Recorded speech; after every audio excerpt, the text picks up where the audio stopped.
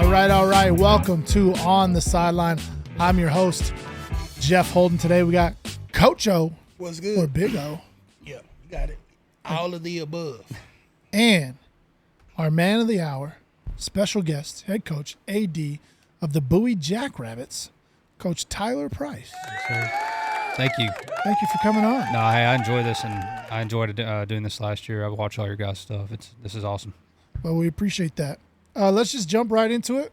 We know who you are, but for some of our viewers, go ahead and introduce yourself, maybe your family. Let's hear about your coaching background, and then, we'll go from there. Tyler Price, this is my 10th year overall in Bowie. Was head coach or head baseball coach for a while. Started off as an assistant, and then this is my 3rd year in this role. So I'm from Bowie. My wife's from Nocona. All of our families, most of our families in Montague County. So it's one of those deals. I started in Bowie 10 years ago. I never thought I didn't know if I'd be there very long. To be honest, I didn't know how I felt about coaching my hometown, but it's been great. And like I said, our support staff's there. We're able to be around family, and it's a great place. Great place to raise your kids and to grow up. The location's perfect because you got Wichita Falls on one side, you got Fort Worth on the other, but you still got that small town feel right in between it. So, Bowie's a great place. Love it here, and excited about what we got going. Very good, very good. And so, as you know, you came last year, but this is our second season, our second go-round of our football preview brought to you by On The Sideline. We do appreciate you making a trip. We know Bowie's 45 minutes, almost pushing an hour. So, again, we do appreciate you coming here so we don't have to, get out there. We always say our kind of philosophy is we let the newspaper and the magazines and everybody talk, but we go straight to the source. Yeah. So we figure what better source to talk about the upcoming season of the Bowie Jackrabbits than the head coach and athletic director. So this is our preview, and let's get to talking about some football. Let's do it. Oh? So pretty much last year you guys had, I think you finished with 5-5? 5-5. 5-5. So you 500 season. Let's talk a little bit about last year's football season, kind of how it went for you guys. Was there parts of the season where you guys kind of wish you guys could have turned the corner a little bit different? And let's talk about that first, and then we'll get started. Yeah, I think, we started off with a win against Callisburg. It was a dogfight, really good game, physical game. We dropped one to Bridgeport early, one of those games. We felt like we should have came out with a W in that game, and but it was at the time it was probably we were feeling good about ourselves. We had 2 good scrimmages and dropped one to Bridgeport, and kind of got us back to the drawing table on some things we were doing on both sides of the ball, and finished with a win against Howell, and then Dublin to end pre-district. So going into district, we were feeling pretty confident. Our kids were flying around, making plays, and we opened up with Peaster. So lost one 10-9 to Peaster. That was a game, and I think we were a 28 point underdog in that game, and played them to 10-9. And that's kids played hard, but we felt like we left a lot of plays out there, and we left a lot of opportunity out there offensively, especially defense played great. But I felt like from that point, we never lost the team, so we dropped one to Peaster, drop one to Paradise, and that's a tough stretch right there when you're starting off Peaster and Paradise start off district. And then we had injuries with Ponder, and then, the concern is you're sitting 3-4, you got some games left, and, we got to keep this team together. And, we finished the year, winning 2 of the last 3. So beat Boyd, lost to Vernon, and then beat Iowa Park. So I was proud of our team, and, never lost them, finished the year strong, played extremely hard, and that's probably the most my most proud moment from last year is those seniors, how they led us. We had a lot of talent with our sophomores, but our seniors, we're going to miss a lot of those guys, but I think we're going to miss their leadership more than anything, and what they were able to do. We felt like that group kind of turned the page for us as far as showing the ropes to these younger guys on how to do things. So let's talk about the Iowa Park game, because that game could have easily been considered one of the games of the year. The game ended up being 49-48. Yep. Take us through that game, Coach, from start to finish. Kind of give us a little bit of playback. We don't get these type of opportunities, but that was a really, really good game. So let's kind of get a playback on how that game went. So always seems to be a tight game when we play Owl Park. I think 2 of the last 3 times we played them, it's been a one-possession game, 1-point game. 2 years ago we're playing at Bowie. That's a game that we lose in overtime to Owl Park, and then the year after that, we lose to Owl Park again over at their place. It wasn't as close of a game. And then last year we were able to beat them by 1 at our place again. So going into the game against Owl Park, we had to win by 13 to get in the playoffs. I think Owl Park, I can't remember the exact situation, but Owl Park basically had to win by we couldn't beat them by less than 13, and we had to win by 13. If anything else happened, 12, Ponder got it was in. 12. It was something crazy. And so, we were emptying everything out. We were ready to go offensively. I felt like that was our best game of the year. We learned a lot of things on how we want to use our quarterback moving forward. I thought I let him go, read everything, and I think that showed him what he was capable of doing. So we won the game, back and forth game. Probably a really fun game to watch. It was stressful to coach, but our kids played extremely hard, and that's what you want to see as a coach. Last game of the year, things have gone your way, things haven't gone your way. I think that just shows a lot of the character of our team and our coaching staff. Being able to keep them together, have great assistant coaches who kept these guys locked in and came out on top. We didn't win by enough to get in the playoffs. Owl Park actually got in the playoffs with that loss, and so it was a weird feeling. You win the game, but we didn't win by enough. So. But definitely a good way to end the year. So, question real quick. 49-48 win. What was the game-winning score? How did that happen? It was nuts. Okay, so we score late, and we go the length of the field. We score late, and we go to kick the PAT, and that would put us ahead. Obviously put us by 2. I think that's what it was going to do, and I think Ponder would have got in. There was like 10 seconds left. There was no reason, it is what it is. We fumble the exchange somehow, and we go to score, go for 2. Boston Ferris jumps in, and he just short of the end zone. And if he would have got in, Ponder would have got into the playoffs, and Owl Park would have got out. So just a crazy ending, crazy game. We came out on top, though. Yes, sir. Very cool, very cool. And you talked about winning 2 of the last 3. How do you think that what you saw from your guys, how do you think, or do you think that winning the last 2 out of the 3 is going to help you push into your summer and then now into hopefully this season? Yeah, I thought, there's a combination.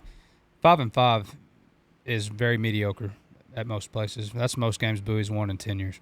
So there was that element of, hey, we're going places, we're doing things right, kids are buying into what we're doing. Okay, so there was that element. Our JV was going 9-1. They just finished the season 9-1, and so we were really excited about that group. So as a program, we felt like we were in a good place throughout the year, and doing things that we needed to do. You fast forward, you win 2 of the last 3 at the varsity level. Your kids are doing what you want to see them do. I felt like our spring was really, really good. We had a really good track year. A lot of participation in track, but I think a lot of it was because of how they did in football, and they were buying into what we were selling. Our spring was phenomenal, and that transition into the summer. And summers at Bowie, it was good. I wouldn't say it was great. I think you look at we have a lot of kids who work and a lot of kids out of town and doing things, but for the most part, it was pretty good, and the communication was great. The kids that were there were working extremely hard. So I think to answer your question, it was definitely noticeable going into off season in the spring and the summer that kids were fired up about football and kids were excited. That's good. That's always good. One of our questions is how's summer attendance? Yeah, you kind of touched on that. Let's talk about a couple of the key losses that you lost senior-wise, and then maybe a couple key players that may be coming in to fill those roles, or any of the JV kids moving up that you might be excited about. And if you can, name some by name. Gotcha. So I think the big one on paper everyone's going to see and talk about is Justin Clark. He was 3-year starting running back for us. Obviously a great football player, a really good football player, and great kid, great person. His story is really, really, really cool. but where we'll miss him more than anything is his leadership. He was that guy. I mean, he took so much accountability upon himself and his teammates, and guys like that are irreplaceable. They really are. And but he also left his mark, and I think he showed kids, and talked to the kids, and he would talk to the younger kids. He would help the younger kids out. So I think he was a great example for them to see, hey, this is what this should be like if you want to turn this thing around. And obviously a great football player, but we'll miss him more on his leadership side. Jorge De Leon, he was a exceptional defensive lineman for us, offensive lineman for us. We lost him, but we lost him during the Ponder game. So we did finish those last 3 games without him. But he was a great teammate after that point. Braden Ryan, he was a defensive back receiver for us. That's going to be a big one to replace. And then Preacher Chambers, he's another one going to be stud defensive lineman. He's going to all 3 of those guys I just talked about are going to Shriner University down in Kerrville, and I think awesome. that they're going to really do a good job down there. All 3 of those guys played in the Oil Bowl, and I thought that they really shined in the Oil Bowl. Just really made us proud. So. That's on paper. What it looks like that we're losing. I mean, there's obviously more that I'm not saying. As far as replacing them, we got a running back coming, Lane Whitfield. He'll be a junior. He started inside linebacker for us. He was a JV running back the year before. He's exceptional. I mean, he's just so talented. He's probably more of a complete back than Justin, as far as in the passing game, and maybe a little bit more explosive. He's not as strong between the tackles maybe, but I think he's got a little more wiggle and could be more explosive. But Lane Whitfield is definitely a guy that we're looking at to carry the ball a lot for us. Receiving wise, Tyler Ritchie, our leading receiver's back, so he's going to have a huge role for us. And then I go Bradley Horton receiver, Colton Dodge receiver, Kyle Keeler receiver, Jackson Starnes receiver, Hunter Rodriguez. I don't know how I didn't mention him first. He started at X for us, and explosive player, had a great spring, great summer. He's going to have a big year. So, as far as on paper, we lost quite a few seniors, but I was looking at this today. 73% of our offensive productivity comes back. Our 4 leading tacklers come back. 5 of the 6 leading tacklers come back. So, we have some guys coming.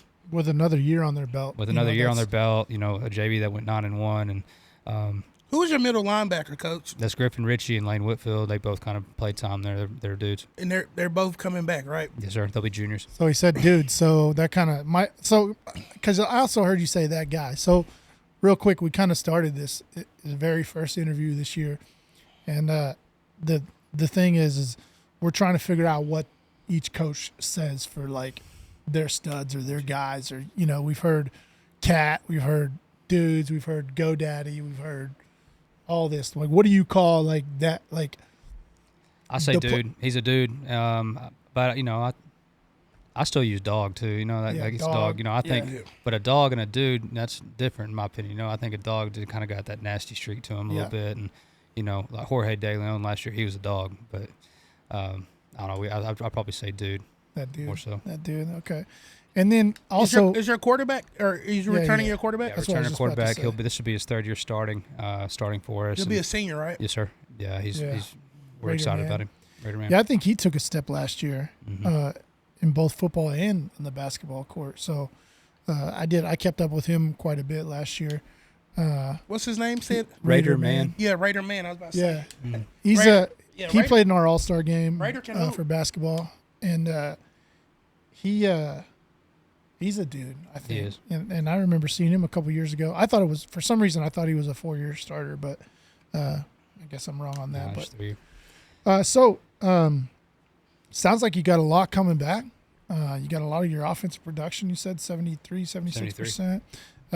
Four most tacklers. 4 leading tacklers and 5 of the top 6. And then you got 9-1 JV players coming up. I mean, this has got to be pretty exciting for you. And the city, or in the football team, the city of Bowie. So I'm excited. I'm listening. I'm excited about it. I think Bowie might be a little under the radar, but I'll tell you this. We have a lot coming back, and we feel like we're going to be better. But everybody in our district is going to be better. Yeah, of course. So that's going to be a challenge each week, all year, and we know we're going to run to that challenge, and we're excited for it.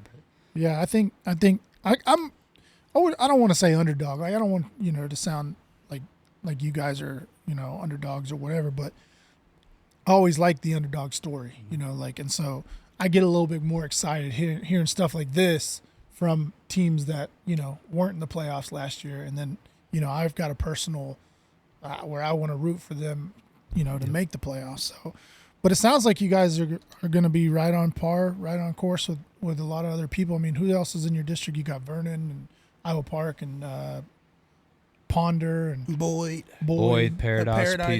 There you go. So my question is one real quick question, because I have to. How many returning of your offensive linemen are you guys returning? 3 of the 5. 3 of the 5 on offensive line. Which is always good. Is the center one of the returning spots? Sir.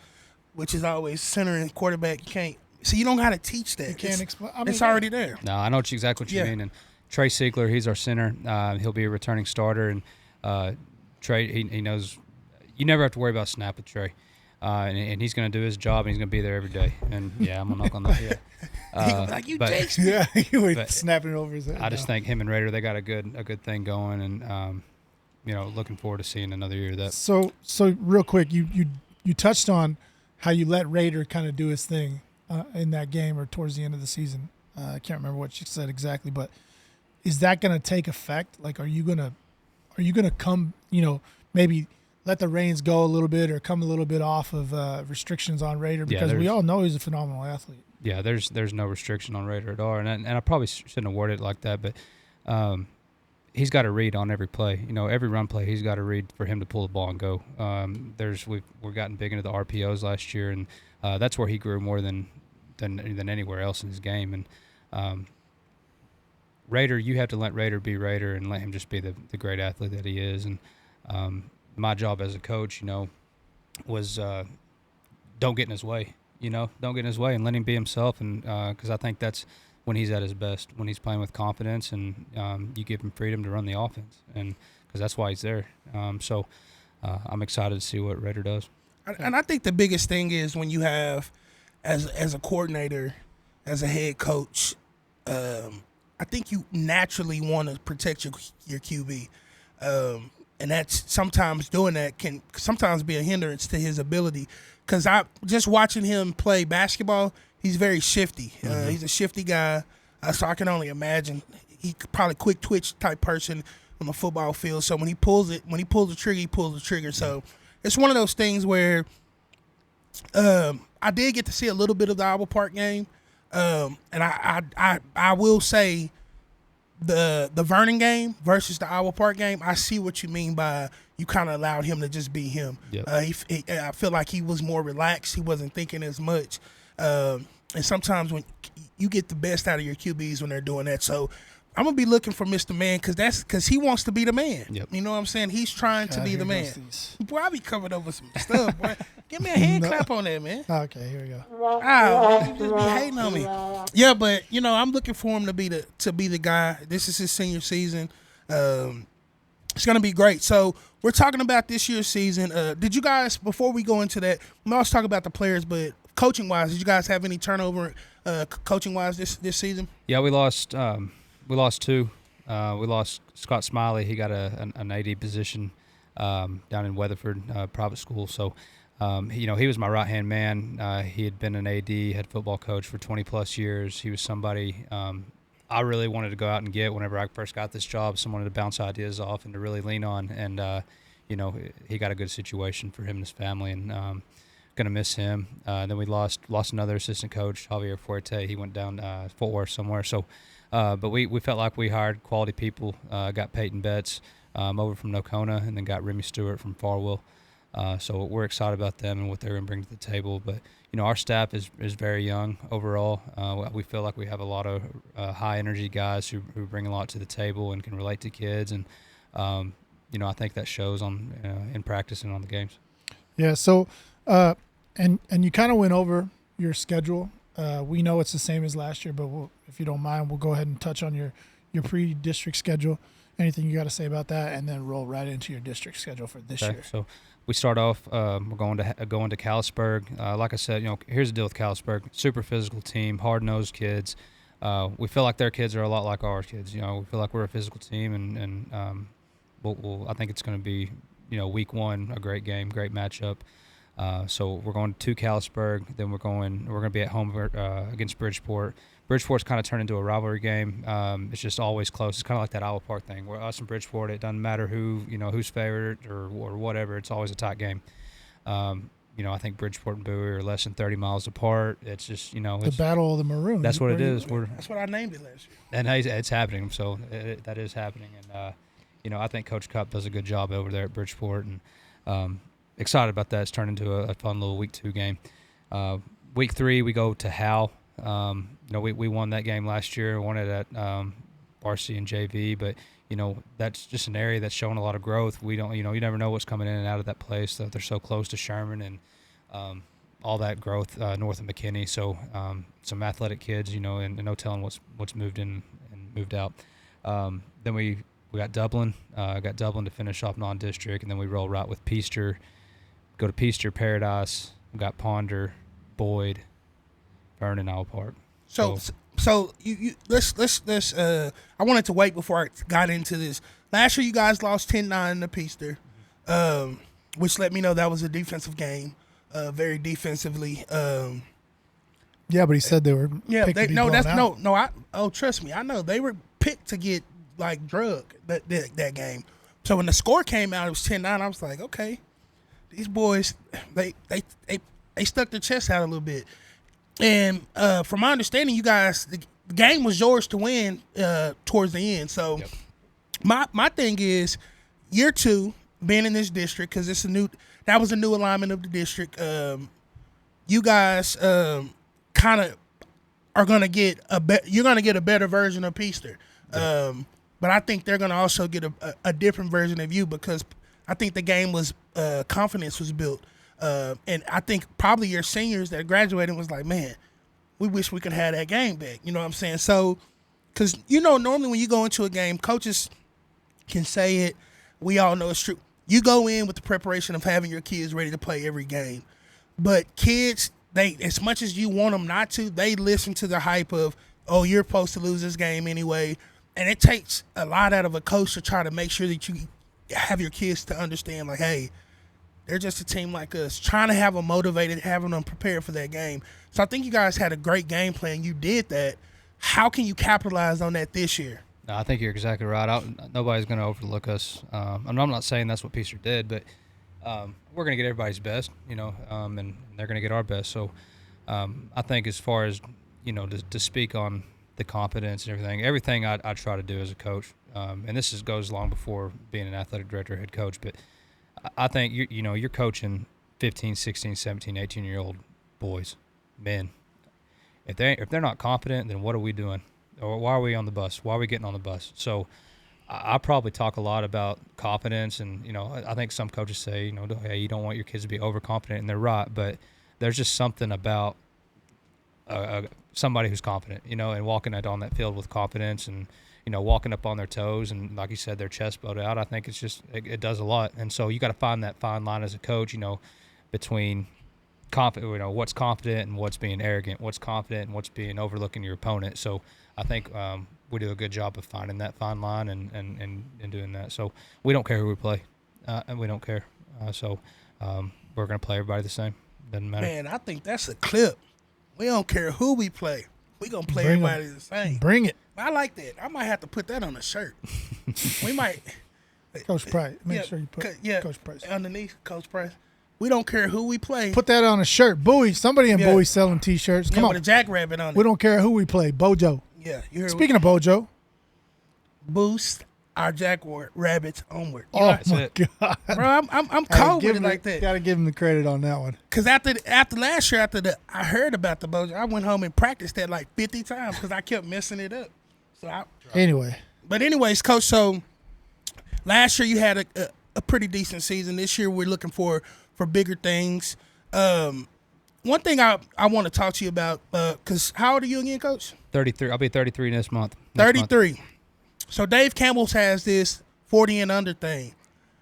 We're gonna push to get you on that list, man, because I think you've been doing a great job. On the sidelines. Yeah, 40 and under. 35 under 30. Yeah, so my thing is in 3 years you've done a great job of like you said, this is the most wins that Bowie's seen. in a long time. How has the community been supportive of just your endeavors to bring the program back to the enriched tradition that they're used to? Yeah, I think it's just generated some excitement around the program. It's a place where traditionally your athletic teams are successful, and there's a lot of support for all your athletic programs, not just football or basketball or baseball, but bringing that element back to football has been exciting, and I think it's came back a little bit, and we're doing things that our attendance is better, our crowd attendance is better, people are talking about football maybe a little bit more than they have, and I think it's important, and the kids realize that, and it gives them some positive energy, and helps them. So overall, great support at Bowie, and like I said, it's a great place. So my next question is, because I'm big on building programs. That's one of the things that I love about communities that build programs. So my next question for you is, how involved do you get with the Little League sports in Bowie? Gotcha. We have a clinic. We did a clinic with them last year. We haven't got around to do it this year yet. So basically, my goal with the Little League, the midgets and the peewees is, we have our youth football night, getting kids excited about playing junior high football, and then when they get to junior high football, get them excited about playing high school football, get them to the next step. So we do the clinic with the Little League. We obviously have our camp.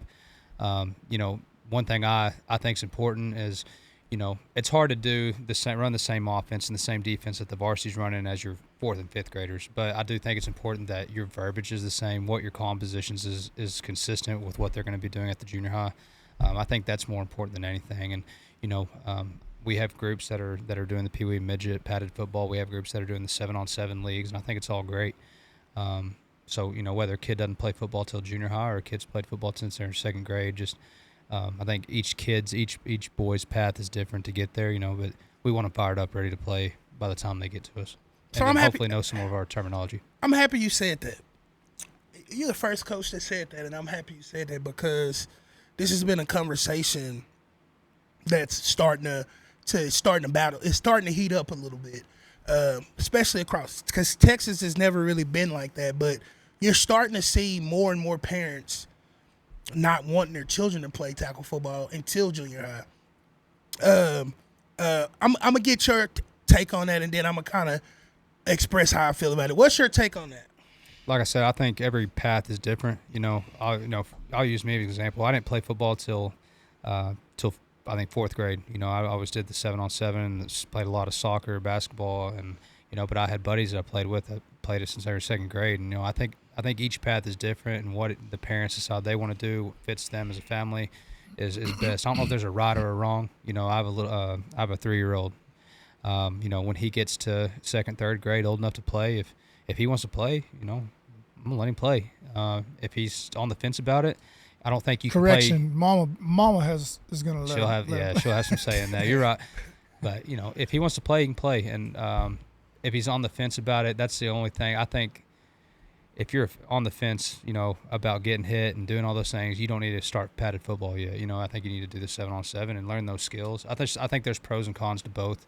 But I think that path's different. So I think one thing that I always say, one thing I always say, because people are like, oh, my son's been playing since like the 1st grade, and the thing I always tell other people is like, oh, you let your kids play too early or whatever. It's like, my son's not getting tackled by a high school football player. Like, he's getting tackled or run into by kids comparable in size to him, for the most part. Like, or he's tackling kids comparable to size, in the most part. It's not like they're going out there and they're just being completely oversized. I mean, if I had a really small son, it may be like a different scenario. Like if my kid was really tiny or fragile or whatever, maybe I would take it different.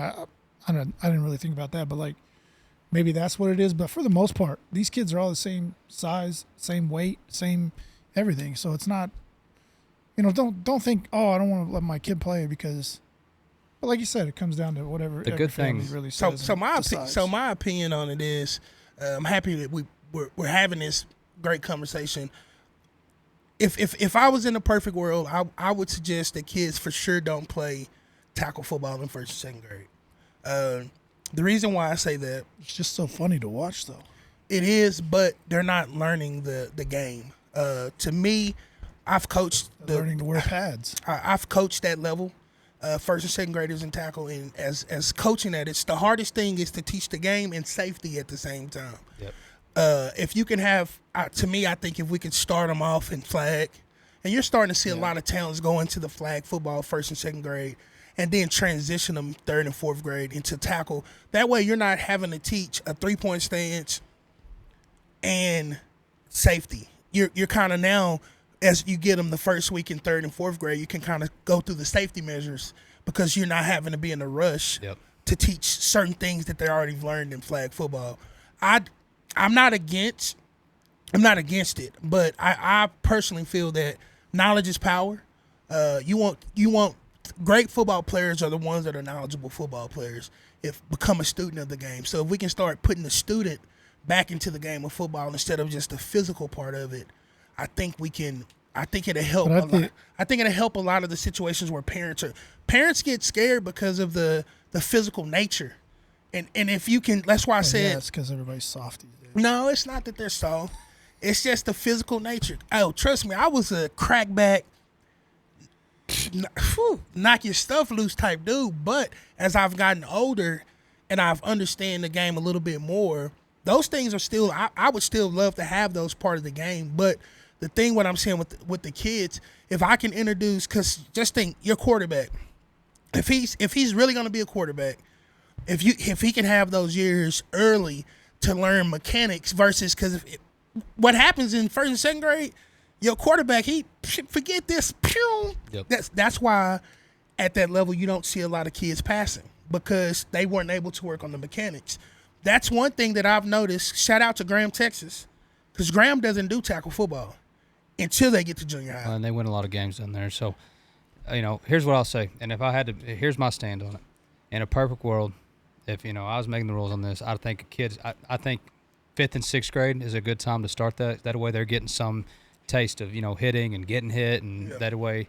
But probably anything before that, it needs to be all skills-based, 7-on-7, but then the question goes, well, what do you do with your lineman top kids? Let them catch the ball. Let them throw the ball. I think you build those skills when they're that size, and then when they get to 5th and 6th grade, let them put the pads on, and then we're ready to go. Yeah, I would, just to touch on so one thing I realize and one thing that I have always said as a coach and just the kind of like the idea behind it is if there's one piece of advice I can give to families or people that want their kids to be, successful or like you mentioned, like understand the game, make your kids, or don't make them, but let them watch the game. Oh, well, I thought you were going to say let them play bad. No, let them play, let them watch the game. There's so much you can learn.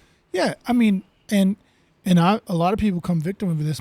I'm somewhat victim of this. My son could care less about football right now because and he doesn't even care about watching the games or none of that. And it kind of shows on the football field, But at the same time, like if your kid gets into the point where they want to watch football with dad, or they want to go and watch the high school football games, like I feel like that and having older siblings that play are the two best things you can do for a kid as far as knowledge of the game. And that's any game. That's any sport. I agree. Yeah, so for sure, back to you, Coach. Of course, obviously you're invested. That's why I asked that question, because when as a parent, if I can know, if I'm a little league player, not player, but a parent of a little one, they're watching you now to see if, hey, is this a guy that I can trust with my kids? And the answer is yes, because he's already thinking about, hey, I want everybody to feel comfortable. Don't think because you're not playing tackle right now that you're going to be behind an A-ball. So those are good things. So let's talk about Bowie. I'm going to jump into my big old special just because I thought about something. Coach, I don't know if you know, but I have a sponsor now for my special. Okay. The Iowa Park Green Club. They're my sponsor, so shout out to them. Appreciate y'all, man. I never thought I would get one, but thank y'all, man. I'm looking forward to doing great things and making you guys. To me, that means they should feed you and me. Nah, you and ain't everybody. everybody. I done messed up Coach Cameron and got so excited. So my part is I've never asked anybody this, so Bowie's gonna get this first. On a Friday night in Bowie, Texas, then I'll get into my other parts. What's the number one sold item at the concession stand? Man, He doesn't know he's in the field. Now he know what people want. 'Cause if you come to City View, everybody wants a hamburger. Those are good hamburgers. I'm gonna say I'm gonna go on what I see on Thursday. I'll have a better understanding for a Thursday night maybe, but I'm sure this is the same on Friday night. But they make this. It's like a bag of chips, bag of Doritos with taco meat and cheese and all this stuff. I don't even know So what. like all a walking taco. Is walking what they call it. taco. I'm gonna say it's a walking taco. But with hamburger meat on it, that's good. Yeah, it looks pretty good. So I'm gonna go with that probably. But Okay, yeah. walking taco in Bowie. So, you know, I might have to make it out there to a game to try out the walking taco in Bowie, Texas, because Coach just said that that's kind of one of the things. Do they have burgers there? Yeah, they have burgers, hot dogs, all that. But Okay. I hadn't ventured out to the concession stand a whole lot yet during Okay. the game. Okay, so the next thing is in Bowie, Texas. I already pretty much know what he's gonna say. What's probably one of your favorite places to eat at? What do you think I'm gonna say? Spicy's. Spicy's good. Yeah, Spicy's really good. Here's the thing about I was Bowie. gonna say the Mexican joint up on the. That's spicy. Highway. Oh, that's the one I like. But All you right, like so that. there's a huge debate. Okay. You know, are you a spicy guy or Uh-huh. are you a Dos Chili guy? You Those know, chilies. and it's about split. You know, but That's the one on the highway when you're coming back, right? Or on yes, the, yeah, that's the one going out of town. Yeah, that's the one. You can't beat those bacon wrapped taquitos. They got it Nah, spicy. here's the thing. I like them both. My favorite place in town is probably Longhorn Cafe. I haven't ate there It's yet. right across from. You need to try it. It's buffet yeah. style. It's really good. But you know, I think we're lucky to have two really good Mexican restaurants and then Yeah, they're a both good. buffet. So on a I don't think I got a chance to ask you this last year. On a typical game day, say a away game or something like that, what's something that you guys like to try to eat with the players when y'all are on the road? Yeah, so our Fridays are unique because we don't have school on Fridays, so we're able to Oh, I do. forgot about that. That's really cool, and I think last year we were able to utilize that time exactly how I envisioned it, and I was really happy the way Fridays went. But you know, we'll bring them up, we'll do a little walkthrough, and then we have a team lunch. So you know, our lunch varies on what we're having. Something, you know, a good pregame meal. You know, a lot of chicken spaghetti, a lot of things that are, you know, pastas, things like that. After that, we watch a little film, get a little extra film time, and then you know, based on where we're going, we leave. So you know, that routine is pretty unique. I feel like a lot of teams don't get to do that because they don't have that, or they have school on Friday. So that's probably one of my favorite things about not having school on Fridays. You know, it's all football, and it's I don't know. It feels more like a college football feel, I guess. You know, like there's not the pep rally, there's not class. You know, we do all that on Thursday. So that's what Fridays look like. Okay, so a new part of the questions that I've asked, I've been bringing in the wives into the podcast. So, what's your dish if you had to pick? What's the number one dish that you would want your wife to cook for you? My favorite dish she makes really good enchiladas. She makes Beef. beef, and you know, she doesn't like making as much. But I mean, I'm asking for it, you know, once a week for sure. You know, she don't like. I don't know. She doesn't like cooking as much. Here's the thing. I'll shout out to my wife, Caitlin. She is really good. I'm fortunate. She's a very good cook. Very good cook. But I would say enchiladas. Man, it's just all good. I'm not trying to be a suck up either, but it's all good. You know, like last night we had pork chops and broccoli and I mean, she don't miss. So Yeah. So you and then Coach Atwood's before. You know, y'all are getting it right.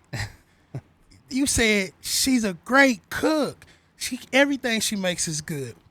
I like that. Give them an extra scoop of ice cream with that brownie. Last but not least, what's one thing that your wife makes? I mean, that you make that your wife enjoys that you cook? I can make a pretty mean chicken fried rice dish. I love cooking fried rice. It's probably my favorite thing. I'm not a big cook. Hey, I'm gonna you have know? to get some of that. Do you cook? Do you have a Blackstone you cooking on? Or Yeah, how do you- Blackstone. I can do it on Blackstone. I can do it on, you know, I can do it however. But the chicken fried rice, steak fried rice. Coach Price fried rice. No, yeah, I don't cook a lot, but I if can the cook price that. is right. we go.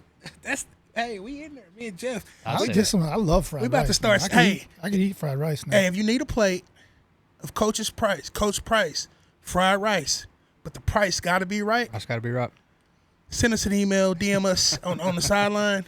We'll get you some shipped out to you ASAP. $40 a box. Price got to be right. All right, so man, you got me hungry now for real. And I drew a blank. I do that often nowadays. He's getting old.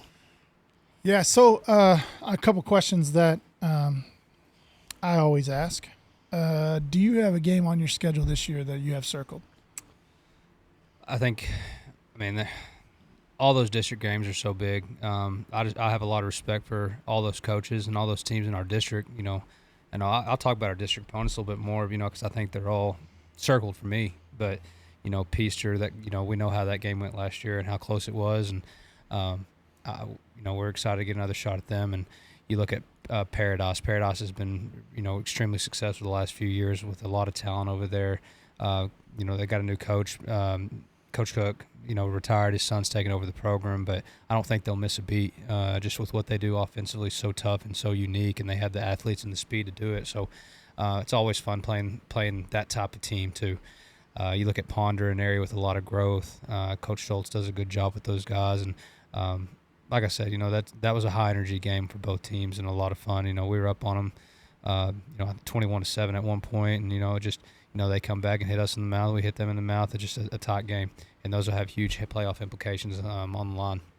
A team like Vernon, I'll say this about Vernon: what they do offensively is they're so good. They might be in the flex bone stuff, they might be in the spread stuff, but they're really good at both. And I hadn't seen a team be able to be so good at both. Such a drastic difference offensively, but I think them being able to do that is huge for them and what they've been able to do. Coach Sherrill, I think he's one of the best coaches in the area, if not the state at our level. Just so much respect for that man and how he goes about business. And, I think you look at their program and what they do and how they do things. That's kind of what I model and what I envision us doing. I think they're flying under the radar. I think they're going to be really, really good. A team like Boyd, they got a change at the head coach, but an area with really good athletes, some really big, strong linemen. I don't think they'll be down for long. I don't think Iowa Park will be down for long. They're going to be another really good team. They were really good at the sub-varsity level. So they're all circled. They're all big games, and that seems like a cliche answer to give you, but it's the truth. No, and I mean, you're not the first one that has mentioned district games as being circled.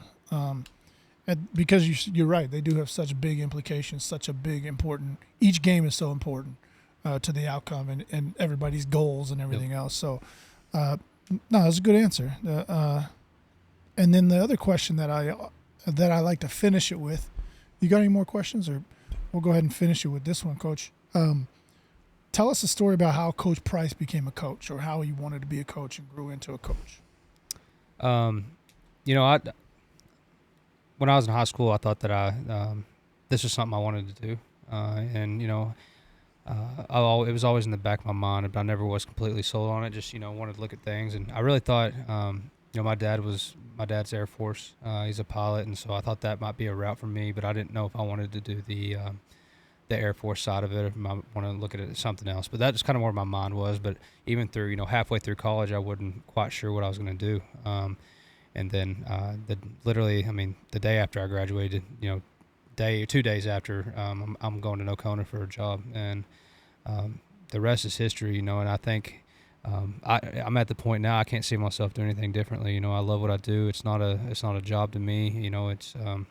I enjoy going to work every day, but it doesn't feel like a job. And I'm just obviously passionate about athletics and about education, and I just think it's a great avenue for kids to be successful. And even if success can be defined a lot of different ways. It can be on the field, it can be what you're doing off the field, it can be the motivation to go to school. Athletics, I think, for a lot of kids is the best part of their day, and I know it was for me at that age. I would have hated school if it wasn't for athletics. So that was always something that drove me to get into education and especially coaching. I don't think I'd be teaching if I wasn't coaching. I'm not going to say that that'd be an education without coaching, but I think the reason is because I think athletics is so important to education and to to a school and to a community. And that's where my passion lies, is just giving an avenue for kids to be successful and to be confident about themselves and what they're doing, and to just be successful. And I think that's what makes this profession so special. And if you can do that with football, or you can do that with baseball, basketball, track, whatever it is, I just think it's a powerful profession, and shouldn't be taken lightly, because it's just an important part of these kids' life, and you're helping shape them and getting them to that next level in life. Definitely. That's a great answer.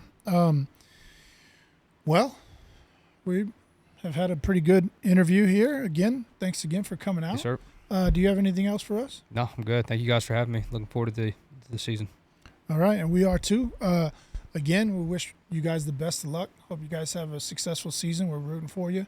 I'm gonna pick you for the playoffs this year. Appreciate that. So, but yeah, if you need anything else from us, you just let us know. Yes, sir. Thank you. All right, thanks, Coach.